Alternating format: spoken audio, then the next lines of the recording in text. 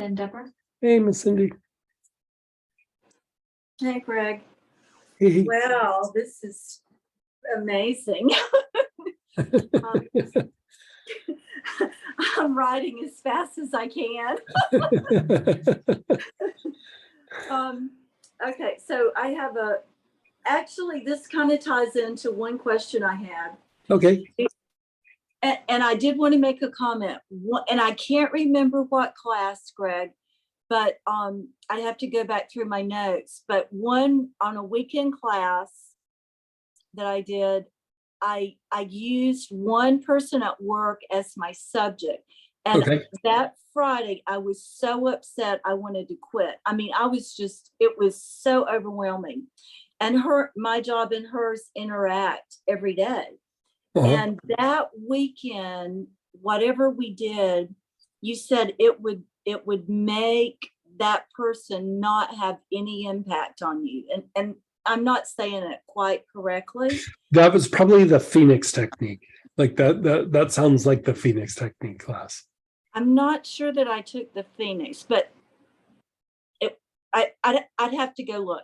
But anyway, at the end of that class, Greg, and it's been maybe a month or two, I can tolerate this woman a lot better. And there is a total, like, when she does what she does, it has no effect on me. Oh, nice. Zero. It was so amazing. Oh, good. Yeah, I was just, and I've been watching to see if I would get triggered again, and there's no trigger. Yeah, like so the idea of being triggered is kind of like what we were just talking about, where it's either like thought forms that are stuck in the body, or like concentrated thought forms that are like memories or floating out in your energy body a little bit. And like if you think of the memory, you go through and you access it, but because these things are connected to you, you're kind of managing them without really knowing it. And you're being influenced by them without really knowing it. And there's not really a way to cut from them, because there's something like there's a Velcro with the thing that's external to the thing that's internal. There's almost like this Velcro. So even if you're able to go through and cut it, it just like reattaches, because it's like attracts like, right? The two energies attract to each other. And so even if there's a disconnect, it doesn't usually last for very long. And so by going through and doing these things internally and then turning it outward and then doing the same thing externally, you diminish it to where you just basically, what you're doing is you're not really severing the tie from it. You're just draining it. It's like you're almost like just bleeding it out. And then it just kind of goes away. Like, it's like if you have a memory of it, like say, you had, situation XYZ happened and it had a big emotional charge. And every time you think about it, you get a little triggered or something. That's always something you're managing, even when you're not thinking about it. Like it's always just kind of there, but you're distracted, right? And so when you go through and do this thing that we're talking about, you basically just are kind of like draining it out so that it just almost like ceases to exist. And so you still have the incident, you still have the memory, but it's like recalling something you saw on TV. Like it's like, oh yeah, I saw that episode of, whatever it was. And there's no real like emotion to it. It just seems like even the details aren't as crystal clear as they used to be. It just kind of fades away. That was kind of how it was after that class for that lady. Yeah. So Yeah. So I keep I always have somebody. Oh yeah, we all do. So there's a woman that is right next to my office in another office near me. And every time I talk to her, like I like her and I can resonate with a lot of things about her, but I just I'm totally drained after a conversation with her. And she thinks that she's a really, I don't know, she doesn't know how, I don't really know how to describe her. People are kind of, some people are kind, most people are kind of scared of her unless they've developed a relationship with her. And she only has certain relationships with certain people.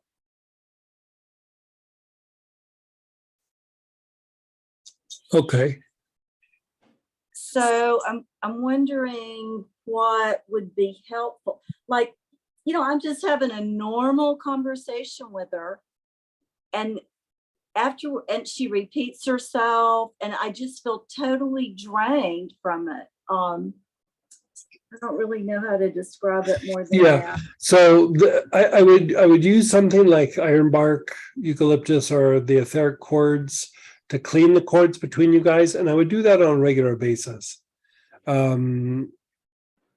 would do that, and then I would do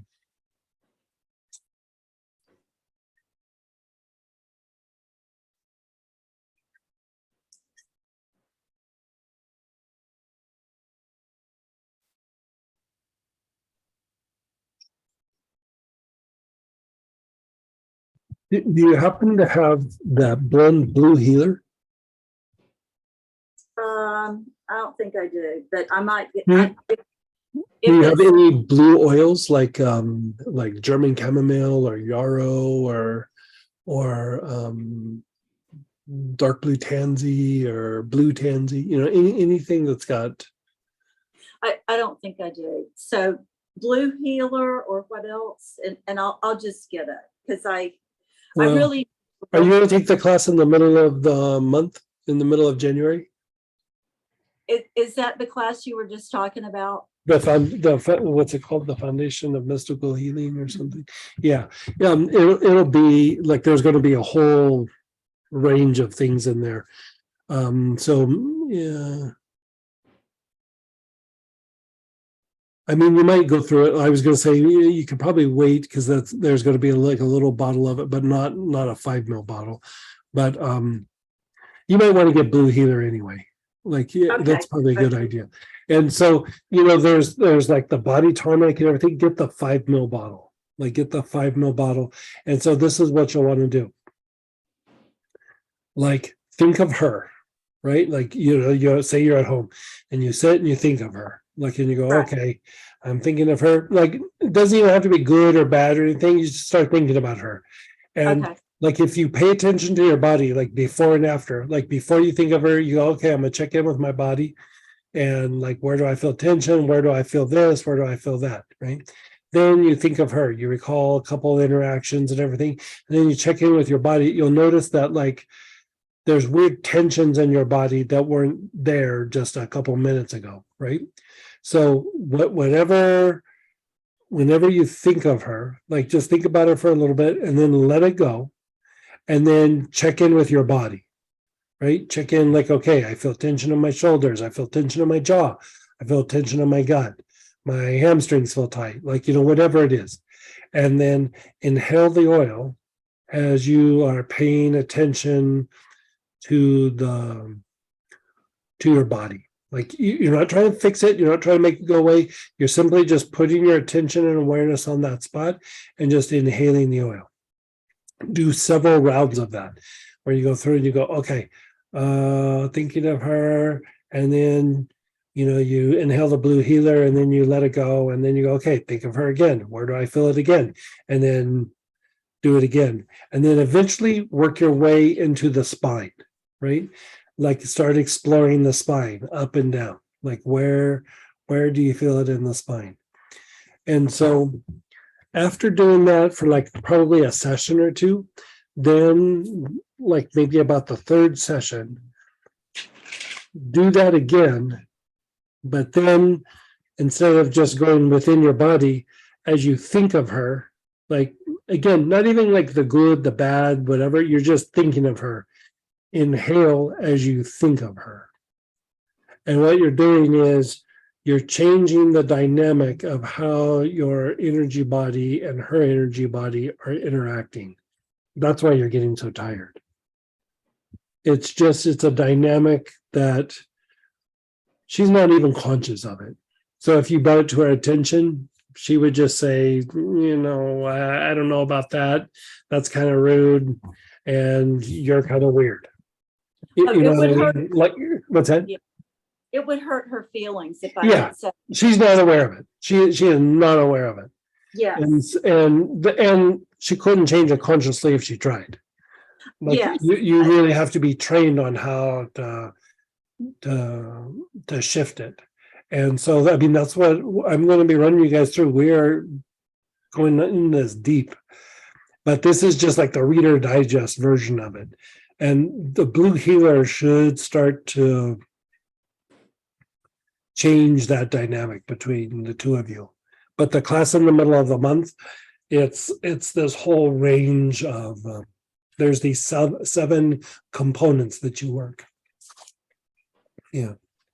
And so we'll be working all of them. So that class is what would help with her.